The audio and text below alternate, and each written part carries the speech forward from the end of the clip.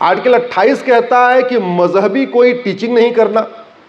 Article 30 कहता है कि देश के सभी नागरिकों को एजुकेशन स्कूल खोलने का अधिकार है, एजुकेशन इंस्टीट्यूशन। मदरसा नहीं, मदरसा एजुकेशन इंस्टीट्यूशन नहीं होता।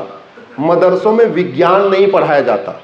मदरसे में पढ़े हुए आज तक पृथ्वी को चपटा मान के चलते हैं, आज तक वो गोल नहीं कह पा रहे। जो एजुकेशन इंस्टीट्यूशन लिखा है, इसका मतलब लॉ कॉलेज खोल लो, इंजीनियरिंग कॉलेज खोल लो, मेडिकल कॉलेज खोल लो, 10वीं 12वीं का स्कूल खोल लो, मदरसा नहीं। दुर्भाग्यवश उस एजुकेशन इंस्टीट्यूशन को हमने मान लिया कि मदरसा खोलने का अधिकार है। और जो आर्टिकल 28 में लिखा हुआ था कि आप कोई मजहबी टीचिंग नहीं देंगे, उसको ये मान लिया कि आप भगवत गीता भी नहीं पढ़ा सकते। इसलिए मेरी PIL चल रही गुरुदेव कि 8वीं तक भारत के सभी स्कूलों में भगवत गीता को पढ़ाया जाए।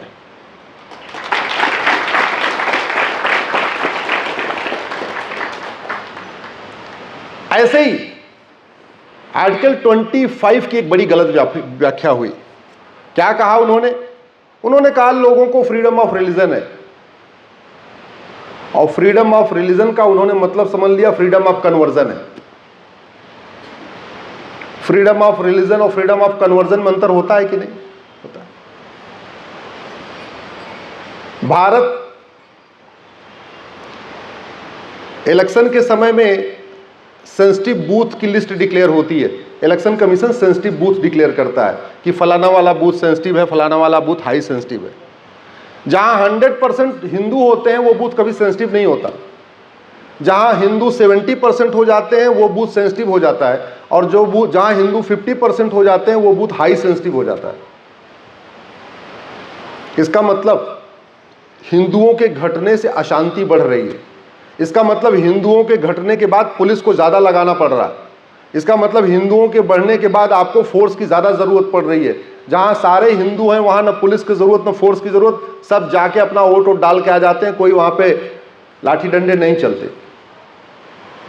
भारत का संविधान कहता है इक्वलिटी, जस्टिस, लिबर्टी, फ्रेटर्निटी, और ये केवल और केवल सनातन धर्म सिखाता है, सनातन संस्कृति सिखाती है, हमारी भगवत गीता सिखाती है, हमारा उपनिषद सिखाता है, हमारे वेद पुराण सिखाते हैं, हमारे मंदिर में ये बात सिखाई जाती है। इसलिए मंदिर और दूसरे चीज़ों को बराबर तुलना कर लेना ये बिल्कुल गलत है। मैंने अभी केंद्रीय जो हाउसिंग डेवलपमेंट मिनिस्टर हैं हरदीप पुरी साहब, उनसे रिक्वेस्ट किया है, और आज आप लोगों के सामने फिर से बता रहा हूं कि मैं क्या रिक्वेस्ट किया है। मैंने उनसे यही कहा है कि जब कोई भारत में सोसाइटी बने, कहीं पे टाउनशिप बने, तो टाउनशिप आप अल्टीमेटली नक्शा पास होने के लिए आता ही है। आप सुनिश्चित करिए हर सोसाइटी के अंदर एक मंदिर जरूर होना चाहिए। और ये बात वो हमसे कह रहे थे कि कल को कोई सुप्रीम कोर्ट में PIL फाइल कर देगा कि ये सोसाइटी बना रहे हैं, नक्शा पास करते समय मंदिर क्यों होना चाहिए, फिर लोग कहेंगे चर्च क्यों नहीं होना चाहिए, मस्जिद क्यों नहीं होना चाहिए। हमने कहा आप ये करिए, जो सुप्रीम कोर्ट में आएंगे हम वहाँ समझा देंगे कि मंदिर और मस्जिद में अंतर होता है, मंदिर और चर्च में अंतर होता है। मंदिर में धर्म सिखाया जाता है, मस्जिद और चर्च में धर्मांतरण सिखाया जाता है। ये डिफरेंस है। मंदिर में वसुधैव कुटुंबकम सिखाया जाता है, मंदिर में नारी तू नारायणी सिखाया जाता है, मंदिर में यत्र नारस्तु पूज्यते रमन्ते तत्र देवता सिखाया जाता है, मंदिर में सर्वमंगल मांगल्य सिखाया जाता है, मंदिर में सर्वे भवन्तु सुखिनः सिखाया जाता है, मंदिर में जननी जन्म भूमिश्च स्वर्गात् गरीयसी सिखाया जाता है। इसलिए आप मंदिर के लिए जरूरी करिए। और आप जरा सोचिए, अगर हम लोग व्यक्तिगत प्रयास से चाहेंगे तो कितने मंदिर बनवा लेंगे, लेकिन अगर कानून में हो जाए कि सोसाइटी जो आप फॉर्म कर रहे हैं, जो आप सोसाइटी बना रहे हैं, चाहे आप उसमें 100 फ्लैट बना रहे हैं या 500 फ्लैट बना रहे हैं, ये ज़रूरी है कि आपके उस कैंपस के अंदर एक छोटा सा ही मंदिर हो, लेकिन एक मंदिर ज़रूरी हो, तो कम से कम लोगों को लाभ मिलेगा कि नहीं मिलेगा। घंटी बजेगी तो कम से कम उस एरिया में अच्छी वाइब्रेशन आएगी कि नहीं आएगी। तो आशा करता हूँ सरकार इस पे ध्यान देगी। नहीं ध्यान देगी तो आप सब लोग मिलकर आवाज़ उठाएंगे, हम लोग मिलकर आवाज़ उठाएंगे, गुरुजन आप लोग सब लोग आवाज़ उठाएंगे तो ये काम होगा। एक चीज जो बहुत आवश्यक है करना कि अब समय आ चुका है कि भारत में यूनिफॉर्म एजुकेशन सिस्टम लागू किया जाए। मैं जापान का एजुकेशन सिस्टम देख रहा था, है तो वो जापानी में, लेकिन सारा सिलेबस करिकुलम वही है जो हमारे गुरुकुल वैदिक शिक्षा व्यवस्था में है। जापान ने हमारे पूरे वैदिक गुरुकुल शिक्षा व्यवस्था की नकल कर लिया और उसका फायदा देखिए।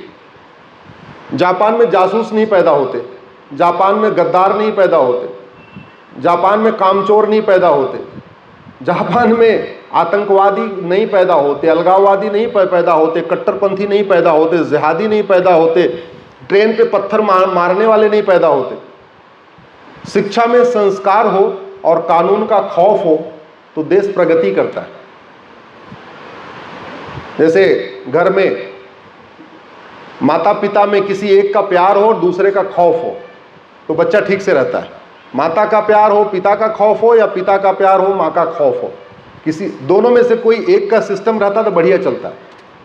कुम्हार अच्छा बर्तन कैसे बनाता है? एक हाथ नीचे रखता है, एक हाथ ऊपर रखता है, एक हाथ से मिट्टी को ऊपर उठाता है, दूसरे हाथ से उस मिट्टी को दबाता रहता है, तो अच्छा बर्तन बनता है। वैसे शिक्षा में संस्कार हो और कानून का खौफ हो तो भारत बहुत तेजी के साथ जो हमारे महापुरुषों का सपना था हम उसको साकार कर सकते हैं। मैंने गुरुदेव PIL फाइल किया है कि भारत में जो 65 तरीके के एजुकेशन बोर्ड चल रहे हैं, इन सब को खत्म करके भारत में one nation one education board बनाया जाए। ना मदरसा बोर्ड, ना मिशनरी बोर्ड, ना CBSE बोर्ड, ना ICSE बोर्ड, केवल एक भारतीय शिक्षा बोर्ड। अब आप सोच रहे होंगे कि ऐसे कैसे हो जाएगा इतना बड़ा देश? अरे चीन का क्षेत्रफल हमसे 3 गुना ज़्यादा है। अगर वहाँ एक एजुकेशन बोर्ड से पूरे देश के स्कूल चल सकते हैं तो भारत में क्यों नहीं चल सकते? और वैसे भी भारत के अंदर एक रेलवे बोर्ड से पूरे देश की ट्रेन चल सकती है, तो एक एजुकेशन बोर्ड से पूरे देश के स्कूल नहीं चल सकते क्या? चल सकते। दूसरी हमारी उसी PIL में जो हमारी दूसरी मांग है कि भारत में कॉमन सिलेबस और कॉमन करिकुलम किया जाए। पढ़ने पढ़ाने का माध्यम भले अलग अलग हो, महाराष्ट्र वाले मराठी में पढ़ें, गुजरात वाले गुजराती में पढ़ें, बंगाल वाले बंगाली में पढ़ें, तमिलनाडु वाले तमिल में पढ़ें, लेकिन सिलेबस और करिकुलम एक समान होना चाहिए। कुछ लोग सोच रहे होंगे ये कैसे हो जाएगा? तो भारत में जो केंद्रीय विद्यालय चलते हैं पूरे देश में, उनका सिलेबस और करिकुलम कॉमन होता है, एक ही होता, अलग अलग नहीं होता। पूना का केंद्रीय विद्यालय हो या असम का केंद्रीय विद्यालय हो, कच्छ का कामरूप केंद्रीय विद्यालय हो या गुवाहाटी का केंद्रीय विद्यालय हो, सिलेबस करिकुलम कॉमन होता है। और तीसरा हमने उसमें मांग किया है कि प्राइमरी में विषयों पे फोकस करने की बजाय भारत की महान संतों के बारे में पढ़ाया जाए, भारत के महापुरुषों के बारे में पढ़ाया जाए, भारत की संस्कृति के बारे में पढ़ाया जाए। हमारी ऋषि संस्कृति क्या थी, हमारी परंपरा क्या थी, हमारा दर्शन क्या था, भारत की सोच क्या रही, उनके बारे में पढ़ाया जाए। दुर्भाग्य आप देखिए, हमारे देश में इतने महापुरुष हुए, एक से बढ़कर एक ऋषि हुए, उनके बारे में कहीं पढ़ाया नहीं जाता। उदाहरण के लिए चलिए, महाराष्ट्र में छत्रपति शिवाजी महाराज के बारे में तो पढ़ाया जाता है, रानी चिन्नप्पा, रानी लक्ष्मीबाई, रानी दुर्गावती, रानी कर्णावती, रानी पद्मिनी, रानी कमलापति, रानी अहिल्याबाई, ज्योता माता, पन्नाधाई, ऐसे अनेक वीरांगना हमारे देश में माताएं हुई जिनके बारे में पढ़ाया नहीं जाता। हमारी संस्कार व्यवस्था लुप्त होती चली जा रही है। पुष्पवन संस्कार, जातकर्म संस्कार, नामकरण संस्कार, निष्क्रमण संस्कार, अन्नप्राशन संस्कार, मुंडन संस्कार, कर्णवेधन संस्कार, विद्यारंभ संस्कार, उपनयन संस्कार, वेदारंभ संस्कार, केशांत संस्कार, संवर्तन संस्कार, ये जो 16 संस्कार व्यवस्था थी हमारी खत्म होती जा रही। क्यों? क्योंकि स्कूल में पढ़ाया नहीं जा रहा। ऋषियों महर्षियों के बारे में पता ही नहीं है। हमारे स्कूल में मरीच, कश्यप, विवस्वान, मनु, इच्छाकु, कुच्छी, विचु, वाण, अनर्ण, वृथु, त्रिशंकु, धुंधुमार, ये जो भगवान राम के पूर्वज थे उनके बारे में नहीं पढ़ा रहे। बाबर, हुमायूं, तुगलक, गजनी, गोरी, खिलजी, औरंगजेब सबके बारे में पढ़ा रहे, लेकिन हमारे महापुरुषों के बारे में नहीं पढ़ा रहे। पता नहीं किसके किसके बारे में पढ़ा रहे, लेकिन जो यहाँ के हमारे वैज्ञानिक थे, महर्षि अंगिरा, महर्षि याज्ञवल्क्य, महर्षि अक्षपाद, महर्षि रैक, महर्षि अगस्त, महर्षि लोमस, महर्षि अग्निवेश, महर्षि वशिष्ठ, महर्षि अजातशत्रु, महर्षि वात्स्यायन, महर्षि अत्रि, महर्षि वामदेव, महर्षि अष्टावक्र, महर्षि वाल्मीकि, महर्षि आत्रेय, महर्षि विश्रवा, महर्षि कण्व, महर्षि विश्वामित्र, महर्षि कपिल, व्यास, कश्यप, कात्यायन, सरभंग, कृपाचार्य, सुखदेव, गर्ग, शुक्राचार्य, सत्यकाम, गोभिला, जापाल, गौड़पाद, सुतीर, च्यवन, सुमंत, जमदग्नि, जैमिनी, मरीच, दत्तात्रेय, अंगिरस, दधीच, पुलह, देवल, क्रतु, धौम्य, सौनक, कुणाद, पराशर, भास्कराचार्य, चरक, भारद्वाज, करदम, भृगु, गौतम, बौद्धायन, मैत्रायण, धन्वंतरी, पतंजलि, चरक, सुश्रुत, सारंगधर, माधवकर, वाग्भट्ट, भावप्रकाश। ये मैंने भारत के ऋषियों का नाम नहीं लिया है, बल्कि भारत के वैज्ञानिकों का नाम लिया है। इसमें किसी ने विमान बनाया, कोई बहुत बड़ा फिजिशियन था, कोई बहुत बड़ा सर्जन था, कोई बहुत बड़ा केमिस्ट था। ये सब बड़े बड़े वैज्ञानिक हैं। पढ़ाया क्या? नहीं पढ़ाया। तो ये व्यवस्था लागू हो, इसके लिए आवश्यक है कि एक भारत में यूनिफॉर्म एजुकेशन सिस्टम लागू किया जाए। मदरसा हमारे देश को खोखला कर रहा है, मिशनरी स्कूल हमारे देश को खोखला कर रहे हैं। 500 साल की मुगलों की गुलामी में कुल 1000 मदरसे खुले, 200 साल की ब्रिटिश गुलामी में 1000 मिशनरी स्कूल खुले, और संविधान लागू होने के बाद संविधान की गलत व्याख्या के कारण पिछले 75 साल में 3 लाख मदरसे खुल गए और 3 लाख मिशनरी स्कूल खुल गए। ये वही बात हो गई गुरुदेव, पहला वाला वक्फ एक्ट जिन्ना ने बनाया 1913 में, जिन्ना वाला वक्फ एक्ट चला 1954 तक।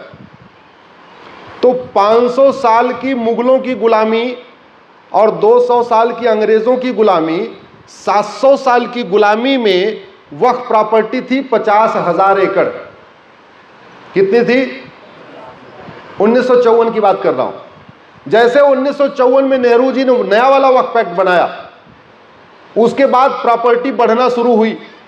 फिर इंदिरा जी ने उसको बदला, फिर उसके बाद में राजीव गांधी ने बदला, फिर नरसिम्हा राव ने बदला, फिर मनमोहन सिंह ने बदला, और आज की डेट में वक्फ प्रॉपर्टी है 40 लाख एकड़। तो 700 साल की गुलामी में वक्फ प्रॉपर्टी कितनी थी? 50,000 एकड़। और 75 साल की आजादी में वक्फ प्रॉपर्टी कितनी हो गई? 40 लाख एकड़, 80 गुना बढ़ गई। कोई बता नहीं रहा है कि हमारे पूर्वज वक्फ किए।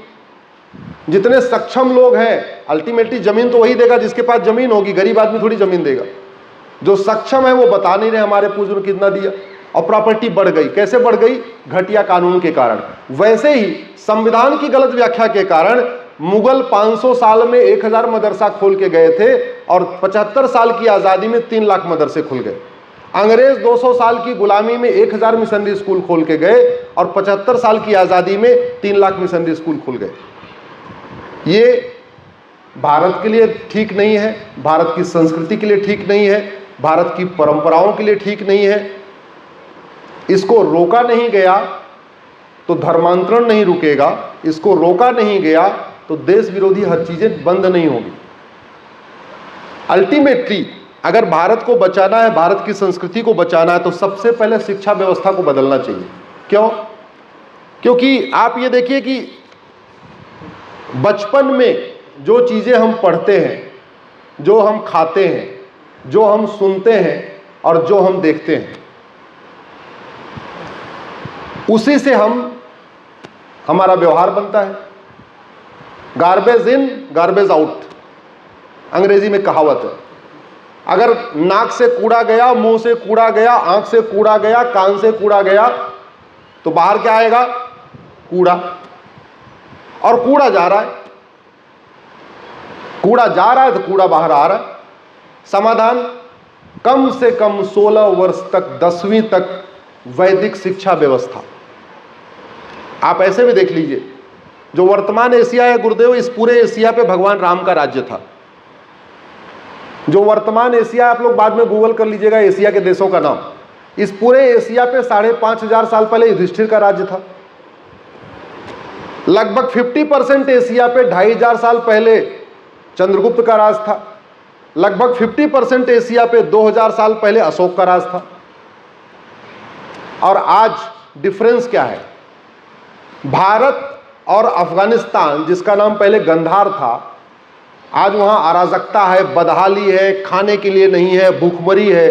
भारत बेटर पोजीशन में है। जानते हैं अंतर क्या हुआ? अफगानिस्तान में मदरसा खुल गया, भारत में थोड़े मदरसे कम खुले।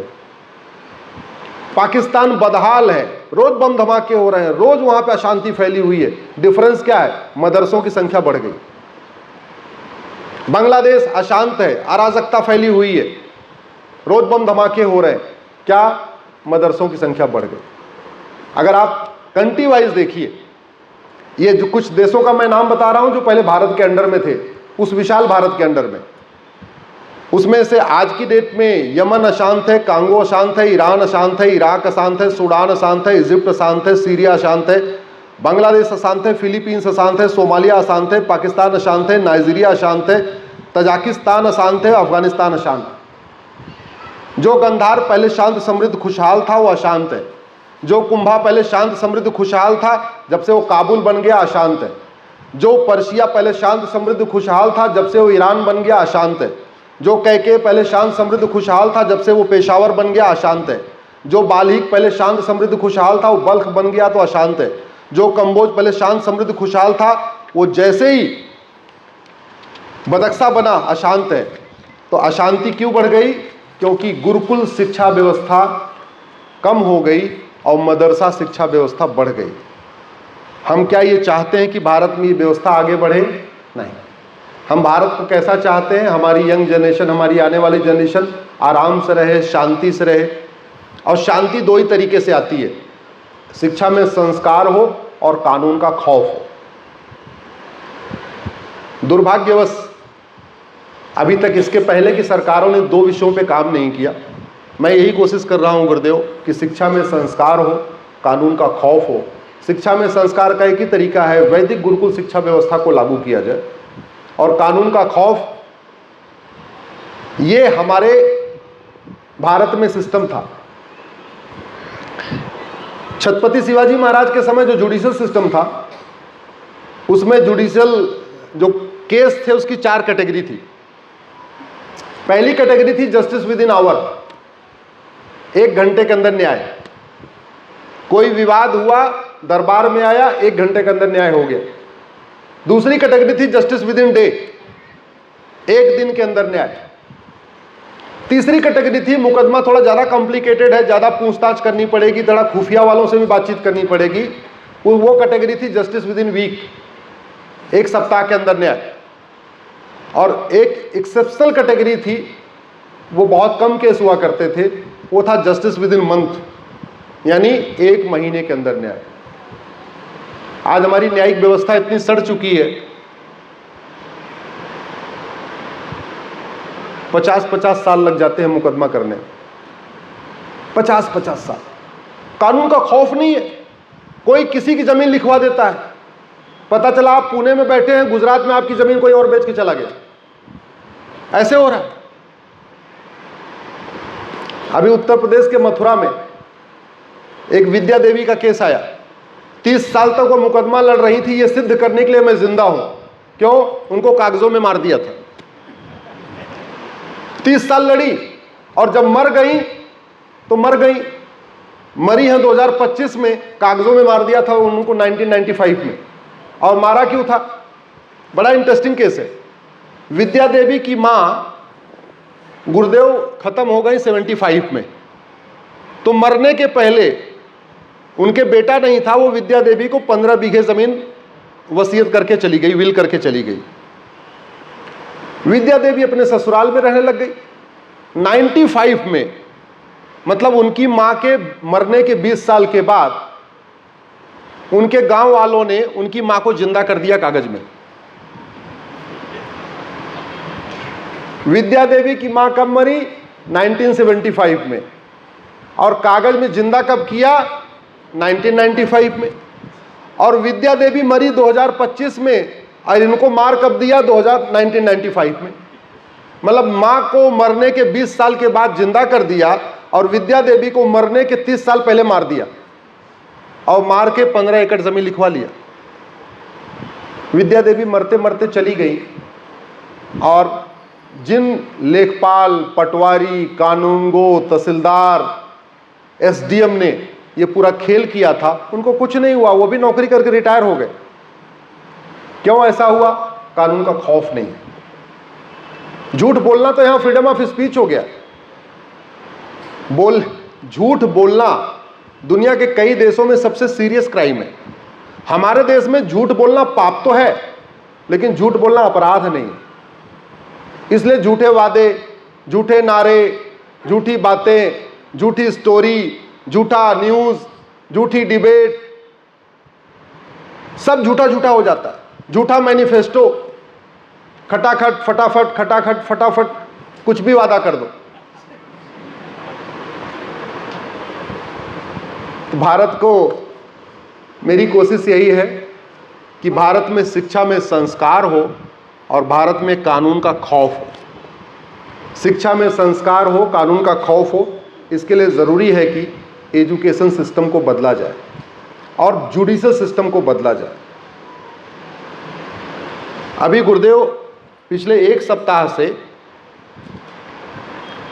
बंगाल के मुर्शिदाबाद में हिंदुओं को पलायन कराया जा रहा है। हिंदू पलायन कर रहे हैं। मुर्शिदाबाद का नाम पहले था कीर्तेश्वरी। हमारे जो 51 शक्तिपीठ हैं उसमें से एक शक्तिपीठ है कीर्तेश्वरी, जहां माता का मुकुट गिरा था।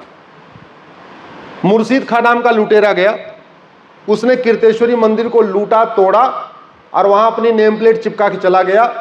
कीर्तेश्वरी को बना दिया उसने मुर्शिदाबाद। और तब से हिंदू कम होने शुरू हुए। कम होते होते होते होते अब आज की डेट में हो गए हैं 30%, और अब पलायन कर रहे हैं। अबू धाबी में, दुबई में, कुवैत में, बहरीन में हिंदू 10% से कम है। कभी आपने Abu Dhabi, Dubai, Kuwait, Bahrain में सुना कि हिंदुओं को पलायन करने के लिए मजबूर किया जा रहा है? नहीं। क्यों? कानून का खौफ है। भगवान श्री राम कहते हैं भय बिन होय न प्रीत, और भगवान कृष्ण कहते हैं सठे साठ्यम समाचरे। और हम आम भाषा में क्या कहते हैं? लोहा लोहे को काटता है। दुर्भाग्यवश न हमने भय बिन होय न प्रीत सिद्धांत पहले लागू किया, न सठे साठ्यम समाचरे सिद्धांत लागू किया, न लोहा लोहे को काटता है सिद्धांत लागू किया। इसलिए कोई कानून बनाओ, आ जाते हैं 150 लोग, सड़क पे आ जाते हैं, बस जला देते हैं, ट्रेन जला देते हैं, पत्थर फेंक देते हैं, कुछ भी कर देते। पूरी दुनिया में ऐसा नहीं है। यहाँ है। क्यों? क्योंकि यहाँ पे झूठ बोलना फ्रीडम ऑफ स्पीच, और सड़क घेर के जाम कर देना और बस को जला देना, ये भी जो है एक तरीके से विरोध का तरीका है। और तरीका क्यों चल रहा है? क्योंकि हमारे पुराने वाले कानून घटिया हैं। कानूनों पे काफ़ी कार्य हो रहा है। 1500 अंग्रेज़ी कानून ख़त्म हो चुके हैं। लगभग 50 कांग्रेसी कानून भी बदल दिए गए हैं, उसमें से एक वक्फ एक्ट भी है। लेकिन अभी काफ़ी कुछ बदलना बाकी है। तो मेरी कोशिश यही है, हमारे आने वाली पीढ़ियों को पलायन न करना पड़े, हमारे आने वाले बच्चों को पलायन न करना पड़े। भारत में भय बिन होय न प्रीत हो, भारत में सठे साठ्यम समाचरित हो। और संविधान की ये जो गलत व्याख्या हो गई है, जो धर्म को रिलीजन समझ लिया, रिलीजन को धर्म समझ लिया, और जो गाय और लकड़बग्घे को एक समान देखने लग गए, जो आम और बबूल को एक समान देखा जा रहा है, ये बदले। इसी के लिए गुरुदेव में प्रयास कर रहा हूँ। आप लोगों के आशीर्वाद से, भगवान स्वामीनारायण जी के आशीर्वाद से, यही मेरी कोशिश है। Monday to Friday Supreme Court में रहता हूँ। फ्राइडे की सुबह अपना मैं घर से निकलता हूँ, बैग लेके सुप्रीम कोर्ट जाता हूँ, सुप्रीम कोर्ट से बाहर कहीं चला जाता हूँ, और फिर मंडे की सुबह लौटता हूँ दिल्ली। तो एयरपोर्ट स्टेशन सीधे सुप्रीम कोर्ट जाता हूँ और शाम को घर पहुँचता हूँ। 2025 का गुरुदेव आज 45वां जिला है आज 2025 का। अभी तक वो सैटरडे संडे आया नहीं घर में विश्राम करने वाला। ऐसे ही 2024 में 122 जिलों में जाना हुआ था। 2023 में 115 जिलों में जाना हुआ था। और अब हमने एक और विशेष नियम बना लिया है कि हमारा जहाँ कार्यक्रम होगा, अगर उसके 100, 150 या 200 किलोमीटर के अंदर स्वामीनारायण भगवान का मंदिर होगा तो वहाँ जरूर जाऊँगा। तो मेरा कार्यक्रम सुबह सोलापुर का था, तो मैंने आग्रह किया कि गुरुदेव अगर मैं आ सकता हूं, तो गुरुदेव ने आदेश दे दिया। इसी बहाने आप लोगों से मिलना हो गया। आपको प्रणाम करता हूं गुरुदेव, आभार व्यक्त करता हूं। आप लोगों को प्रणाम करता हूं, आभार व्यक्त करता हूं। एक बात जरूर मैं कहूँगा, सोशल मीडिया का उपयोग राष्ट्रहित में करिए। कैसे करना है मैं एक छोटा सा 1 मिनट के अंदर टिप्स बता देता हूँ। भारत में ट्विटर और इंस्टाग्राम मात्र 5 करोड़ लोग यूज़ करते हैं, लेकिन भारत में फेसबुक 50 करोड़ लोग यूज़ करते हैं। ट्विटर और इंस्टाग्राम पे आपको कितने लोग फॉलो करेंगे आपके हाथ में नहीं है, लेकिन फेसबुक पे 5000 फ्रेंड आप बना सकते हैं, ये आपके हाथ में है। एक अच्छी बात यह है कि गांव का किसान, मजदूर, रेडी वाला, पटरी वाला, चाय वाला, खुमची वाला, मूंगफली बेचने वाला, पान बेचने वाला, सब क्या यूज़ करते हैं? फेसबुक। तो उनके तक सारी बातें पहुंचे, इसके लिए ज़रूरी है आप जैसे बुद्धिजीवियों का फेसबुक पे रहना। तो क्या करिए, आप 5000 फेसबुक फ्रेंड बनाइए। लेकिन फेसबुक फ्रेंड बनाने में हम जो गलती करते हैं, हम अपने जान पहचान वालों को अपना फ्रेंड बनाते हैं, अपनी जाति वालों को फ्रेंड बना लेते हैं, सारे पटेल को फ्रेंड बना लेते हैं, सारे पवार को फ्रेंड बना लेते हैं, सारे सिंधे को बना लेते हैं। ये नहीं करना, अपने नाम से करना। जैसे आपका नाम क्या है? विशाल। शादी हो गई? अभी नहीं। तो विशाल जी, आप 5000 विशाल को फ्रेंड बना लो। फायदा ये होगा, विशाल हिंदू भी होगा, विशाल जैन भी होगा, विशाल बौद्ध भी होगा, विशाल सिख भी होगा, विशाल गुजराती भी होगा, विशाल बंगाली भी होगा, विशाल तमिलियन भी होगा, विशाल कश्मीरी भी होगा, विशाल ब्राह्मण भी होगा, विशाल क्षत्रिय भी होगा, विशाल वैश्य भी होगा, विशाल दलित भी होगा, विशाल किसी कंपनी का मालिक होगा, विशाल किसी कंपनी में मजदूर भी होगा, विशाल रिक्शा चलाने वाला भी होगा, विशाल किसी अरबपति भी होगा, करोड़पति भी होगा, लखपति भी होगा और खाकपति भी होगा।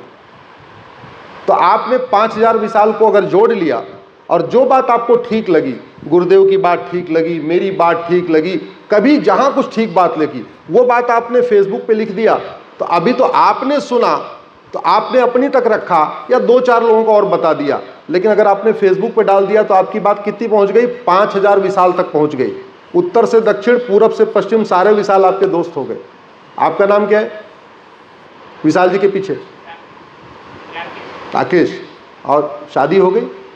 पत्नी का नाम निशा।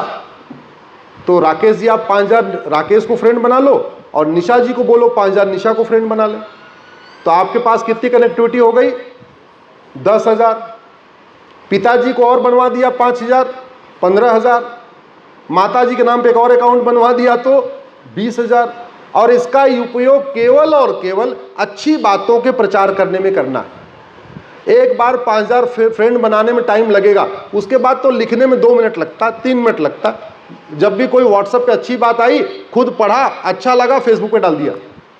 ऐसा सब लोग कर सकते हैं क्या? सब लोग कर ले, मैं कह रहा हूं क्रांति आ जाएगी। बहुत सारी चीजों के बारे में धर्म रिलीजन का अंतर लोगों को नहीं पता, मंदिर मस्जिद का अंतर नहीं पता, धर्म और धर्मांतरण का अंतर नहीं पता, संविधान में क्या लिखा है लोगों को नहीं पता, एजुकेशन सिस्टम ये सड़ा हुआ है ये लोगों को नहीं पता, हमारा जुडिशियल सिस्टम सड़ा हुआ है, क्यों सड़ा हुआ है उसका उदाहरण आपको मैंने विद्या देवी वाला दिया, ये लोगों को नहीं पता। परेशान सब लोग हैं, लेकिन समाधान सब समझ नहीं आ रहा है समाधान क्या है। समाधान के लिए जागरूकता करने के लिए सबसे बढ़िया माध्यम ये हो सकता है। बहुत बहुत धन्यवाद, बहुत बहुत आभार। पीछे माताओं को और बहनों को विशेष रूप से प्रणाम। आप थोड़ा दूर हैं इसलिए मैं आपको दंडवत प्रणाम करता हूँ। बहुत बहुत आभार गुरुदेव, धन्यवाद।